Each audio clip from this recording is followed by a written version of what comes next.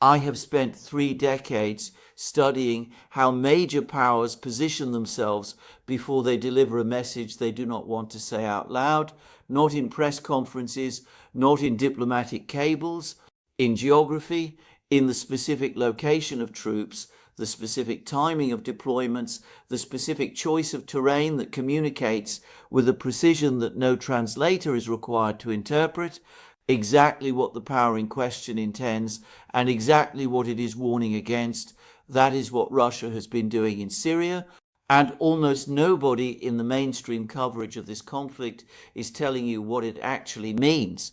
Let me be direct from the start about what has happened, because the facts on the ground are extraordinary even before you apply any analytical framework to them.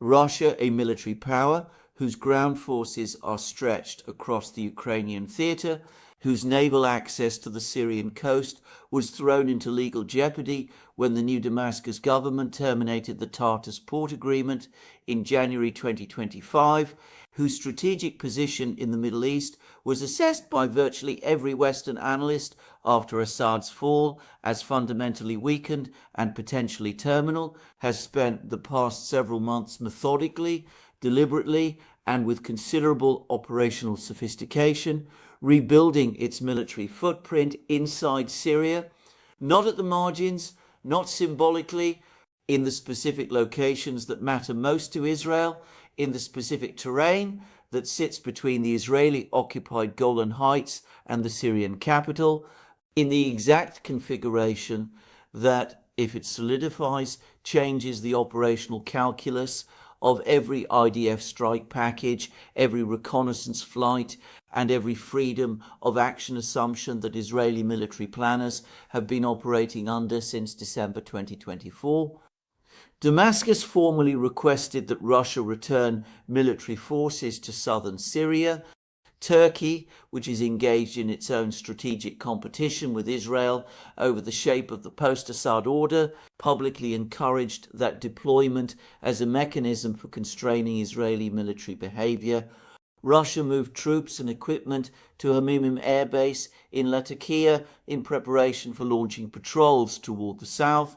Russian convoys were observed stopping at the al-Nasiriyah area in Quneitra province, at the al-Hiran area, 3 kilometers from the Israeli borderline, at the precise locations where Russian military police maintained their presence during the Assad era, and where their return would create exactly the kind of friction point with the IDF that Syria is seeking and that Israel is determined to prevent.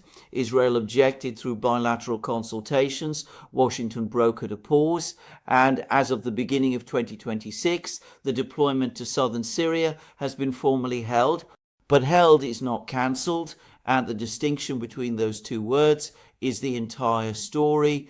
Tonight I want to work through 4 questions that define this moment and that the mainstream commentary is systematically failing to ask honestly. First, why is Russia moving military assets into the precise locations in Syria that matter most to Israel? And what does the specific operational logic of those positions tell us about the strategic message Moscow is delivering? Second, what does Israel's reaction to the Russian repositioning reveal about the true fragility of Israeli freedom of action in Syria, a freedom that has been exercised through nearly 1,000 airstrikes since December 2024, and that depends entirely on an operational environment that Russia has the capability to complicate at will? Third, where does Washington fit in this triangle, and what does American mediation between Russia, Syria, and Israel in a conflict where US credibility is simultaneously being tested by Iran reveal about the actual limits of American strategic leverage in the region right now? And fourth, when the pause ends and the operational logic of every actor in this situation suggests that it will, what does southern Syria look like when Russian forces are positioned between the IDF and Damascus, and who actually holds the initiative in that environment? Stay with me through this full breakdown, because the forces moving in Syria right now are not moving randomly, And the message they are delivering is not one that any government in the region or in Washington can afford to misread. Hit like and subscribe so you don't miss the next phase of this analysis. Drop your assessment in the comments. I read every one of them. And I want to know whether you think Washington has the leverage to keep this pause in place. Let me start with the geography, because in this situation the geography is the strategy, and understanding the terrain is the prerequisite for understanding every political and military decision that has been made around it. Southern Syria, specifically the governorates of Quneitra, Dara and Suwaida, occupies a position in the regional military architecture that is genuinely unique. It is the terrain buffer between the Israeli-occupied Golan Heights and the Syrian heartland. It is the approach corridor through which any hostile force would have to move to threaten northern Israel from the east. And it is the operational space across which the IDF has conducted the overwhelming majority of its strikes on Syrian territory since the fall of Assad in December 2024. Nearly 1,000 airstrikes in the first 7 months alone, targeting Syrian government, military equipment, convoys, headquarters facilities, and anything that Israel assessed as a potential threat to its forward positions in the Golan. For most of the Assad era, this operational space was managed through a deconfliction mechanism that Russia brokered and guaranteed. Russian military police, deployed to southern Syria, served as a visible friction layer, a physical presence that the IDF had to account for in its targeting decisions, and that gave Moscow direct leverage over the tempo and targeting of Israeli strikes. When Israel wanted to strike a target in southern Syria, it called Moscow.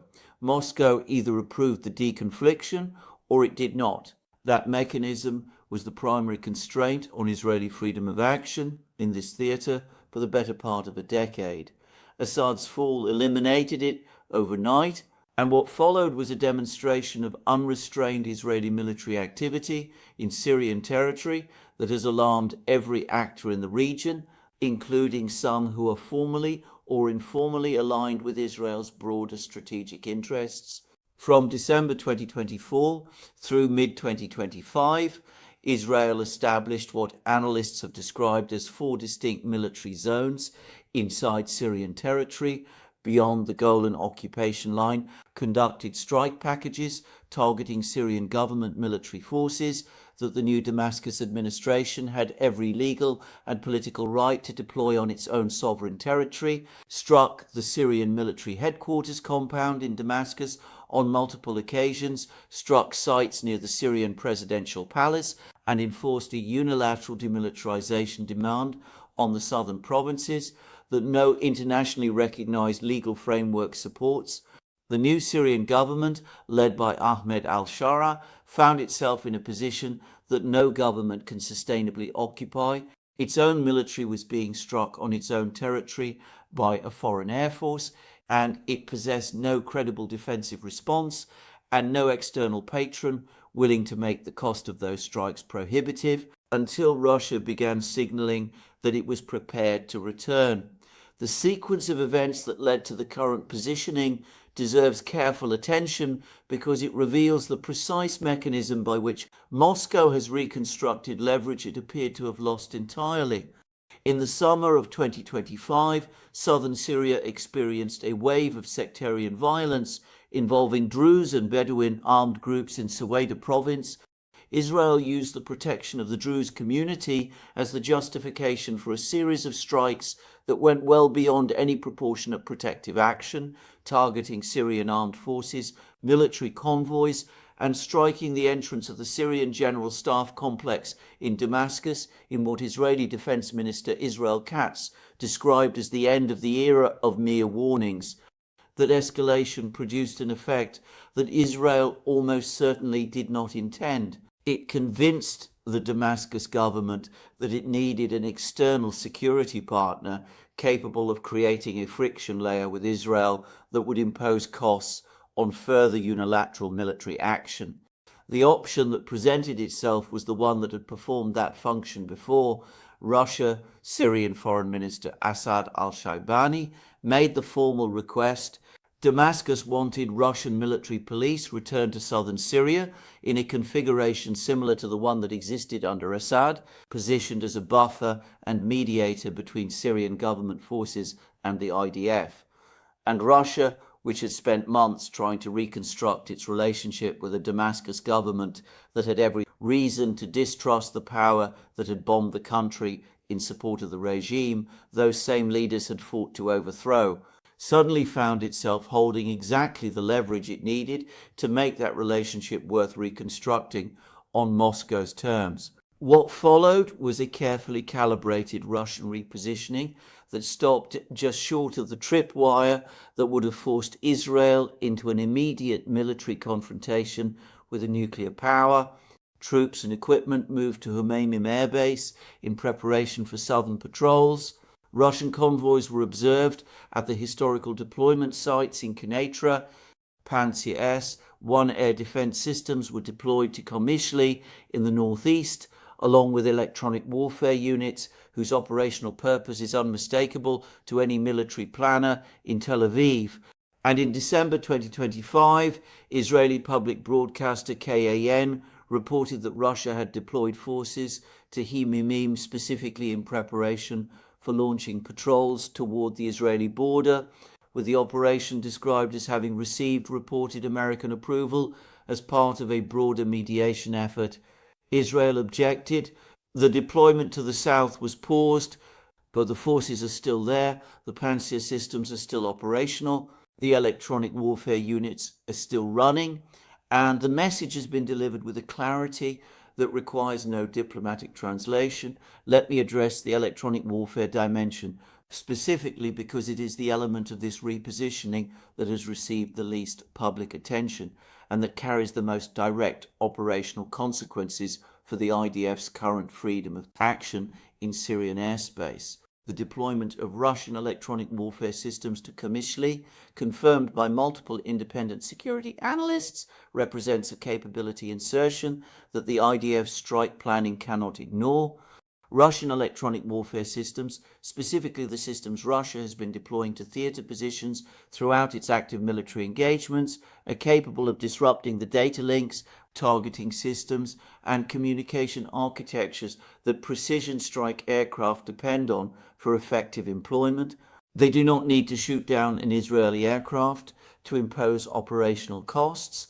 They need only to degrade the certainty of targeting solutions, complicate the communication between strike packages and their command authority, and introduce the kind of operational uncertainty that causes mission planners to add risk margins that reduce strike effectiveness. That effect is real, regardless of whether a single Russian missile is ever fired. The IDF strike campaigns in Syria since December 2024 have operated in an electromagnetic environment that Russia can complicate at will from its existing positions. The question that Israeli military planners are urgently working through is not whether Russia has this capability in Syria. They know it does. The question is how much of that capability Russia is prepared to activate and under what circumstances. The activation decision gets made in Moscow. That uncertainty is itself a form of deterrence, and it is a form of deterrence that Russia has constructed without firing a single shot, without violating any agreement, and without giving Israel or Washington a clear legal or military basis for demanding its removal. Now let me turn to Israel's position in this triangle, because the reaction to the Russian repositioning reveals something important about the actual state of Israeli strategic confidence that the public posture of the Netanyahu government is designed to obscure. Israel objected to the Russian southern deployment through bilateral consultations. The deployment was paused, and the Israeli government characterized this as a diplomatic success, a demonstration that Israeli red lines are respected even by major powers. That characterization is operationally accurate and strategically misleading simultaneously. It is accurate because the deployment was indeed paused. It is misleading because the pause was not produced by Israeli military deterrence. It was produced by a diplomatic arrangement brokered by Washington, dependent on continued American engagement, and explicitly conditional on a security agreement between Syria and Israel that has not been reached and may not be reachable given the fundamental incompatibility between what Israel demands and what any Syrian government can accept. Israel's demand for a continued demilitarization of southern Syria, the right to strike Syrian government forces on Syrian territory, and a buffer zone that extends Israeli operational control well beyond any internationally recognized boundary, is a demand that no sovereign government can accept without effectively surrendering its claim to territorial integrity. Damascus will not accept it, and Russia's offer to deploy military police to the south is explicitly designed to give Damascus an alternative to accepting it. The security agreement stalled, according to reporting, over Israel's demand for a humanitarian corridor to Suwaida province, a demand that Damascus reads, with considerable justification, as a mechanism for institutionalizing Israeli interference in Syrian internal affairs rather than a genuine humanitarian initiative. That stall is not a temporary negotiating impasse. It reflects a structural incompatibility between Israeli strategic objectives in Syria and the basic sovereignty requirements of any Syrian government that wants to survive politically, which means the conditions under which the Russian southern deployment was paused, the expectation of a negotiated security framework, are not being met. And the operational logic of every actor in this situation points toward the pause eventually ending. I want to be specific about what the resumption of Russian southern deployment would actually mean for the IDF's operational posture, because the strategic implications go considerably beyond the immediate tactical situation in Quneitra. The IDF has conducted its Syrian strike campaigns on the operational assumption of unrestricted access to Syrian airspace. That assumption has not been legally valid since the fall of Assad, whose government had no capacity to enforce its airspace sovereignty in any case. But it has been operationally valid because nothing in the current Syrian environment could impose meaningful costs on Israeli aircraft operating over Syrian territory. Russian military police positioned in southern Syria changes that calculation in ways that do not require Russia to threaten Israeli aircraft directly. A Russian military presence in the operational area creates a deconfliction requirement. When Russian forces are present at a location, Israeli strike planning must account for the possibility of Russian casualties in any engagement in that area, the political consequences of Israeli ordnance killing Russian military personnel, even accidentally, even in a situation where Russia's presence is itself legally ambiguous, would be severe enough to impose a constraint on Israeli targeting decisions that currently does not exist. Russia understands this, Israel understands this, Washington understands this. The Russian southern deployment proposal is at its core a mechanism for reconstructing the deconfliction requirement that gave Moscow leverage over Israeli strike planning during the Assad era without requiring Russia to make any explicit military threat or take any action that Israel can characterize as an act of aggression. It is elegant in its operational logic and deeply concerning in its strategic implications for the freedom of action that Israel has treated as the foundational assumption of its Syria policy since December 2024. The Washington dimension of this situation deserves direct and honest analysis because the American role in the current pause is simultaneously the source of the pause's existence, the clearest indicator of its fragility. American mediation between Russia, Syria and Israel produced the diplomatic arrangement that held the Russian southern deployment in place. That mediation required Washington to engage with Moscow as a legitimate actor in Syrian security arrangements, to accept Russian mediation credentials in a theater where the United States has spent the past year explicitly trying to reduce Russian influence, and to do so at a moment when the broader American strategic posture in the Middle East is under extraordinary pressure from the Iran conflict and its cascading regional consequences.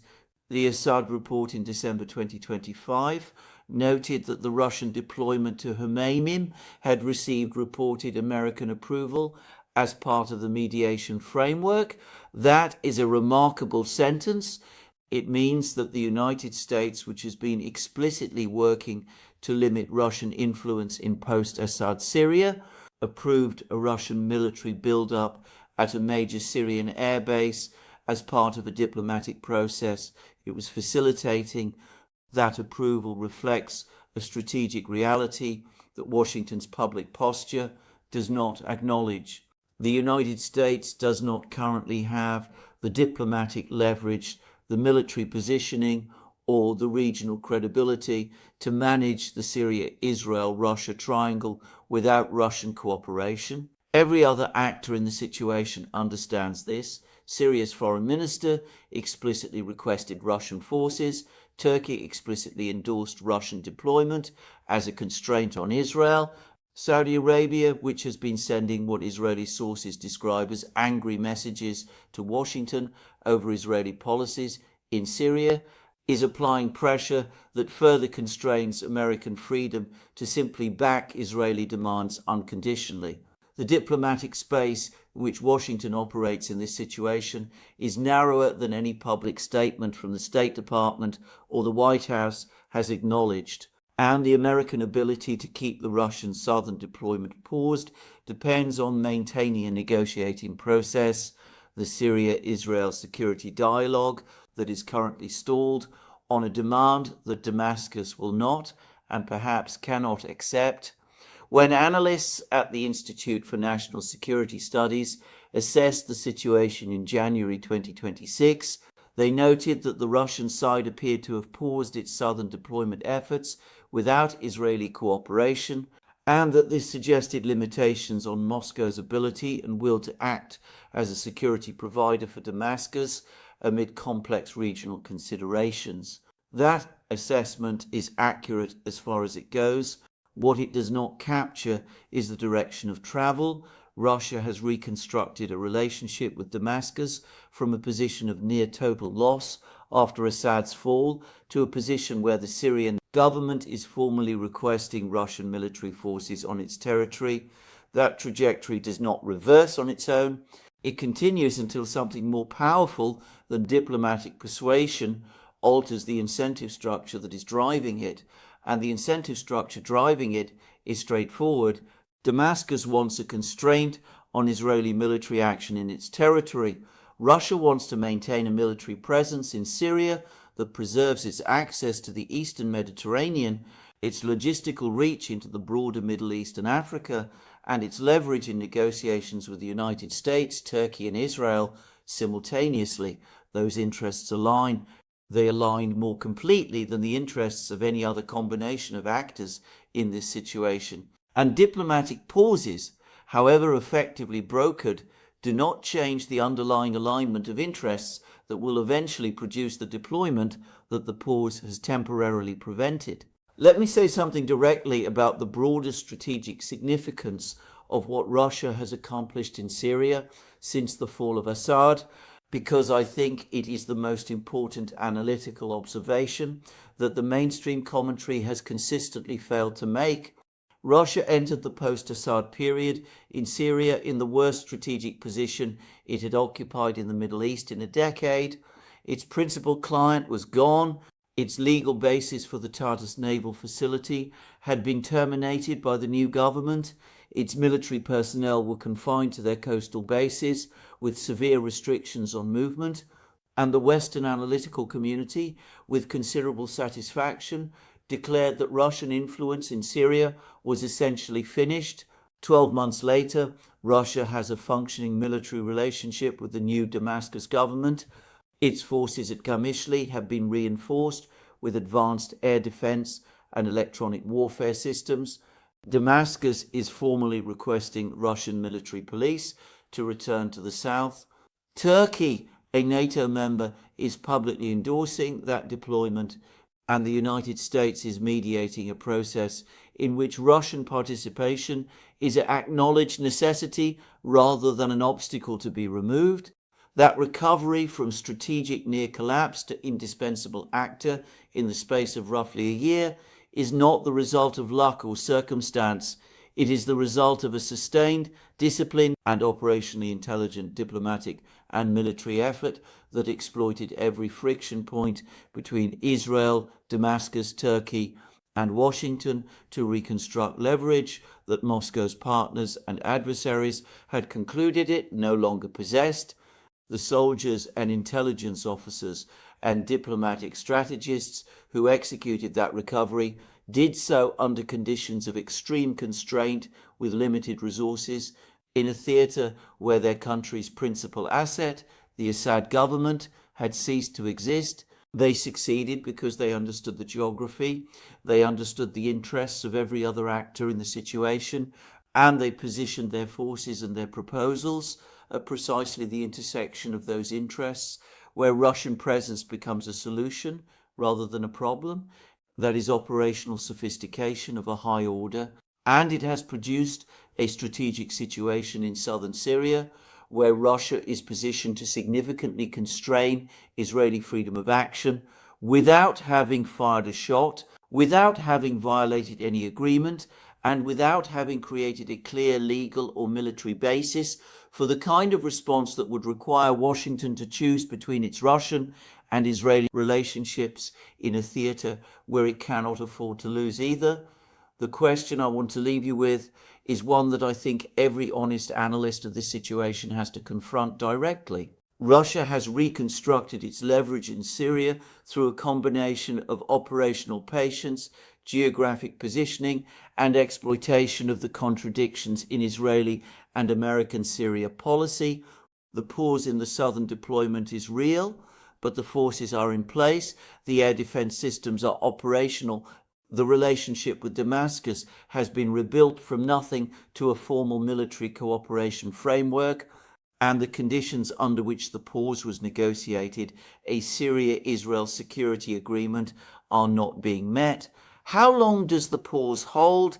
And when it ends, does Washington have the diplomatic tools and the regional credibility to manage a situation where Russian forces are physically positioned between the IDF and the Syrian capital in terrain that Israel has treated as its uncontested operational space for the past 7 months? Leave your assessment in the comments. I read every one of them. This is the conversation that the mainstream is not having. If this analysis delivered what you came here for, share it, hit like and subscribe. The next update is already in preparation. Stay with me